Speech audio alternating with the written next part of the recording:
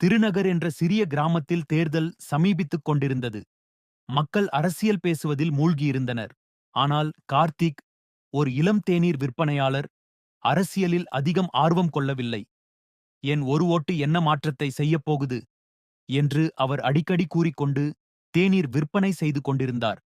ஒருநாள் பெரியவர் என்ற முதியவர் அவனது பேச்சைக் கேட்டார். மெல்லிய சிரிப்புடன் அவர் ஒரு பழைய கதையை கூறினார். பல ஆண்டுகளுக்கு முன் ஒரு ராஜ்யத்தில் அரசர் தேர்தல் நடத்தினார். வாக்குகள் எண்ணப்பட்ட பிறகு வெற்றி பெற்றவருக்கும் தோல்வியுற்றவருக்கும் உள்ள வித்தியாசம் வெறும் ஒரு வாக்கு மட்டும்தான். அந்த ஒரு ஓட்டம் அரசரின் வாழ்வையே மாற்றிவிட்டது. கார்த்திக் ஆச்சரியமாக கவனித்தான்.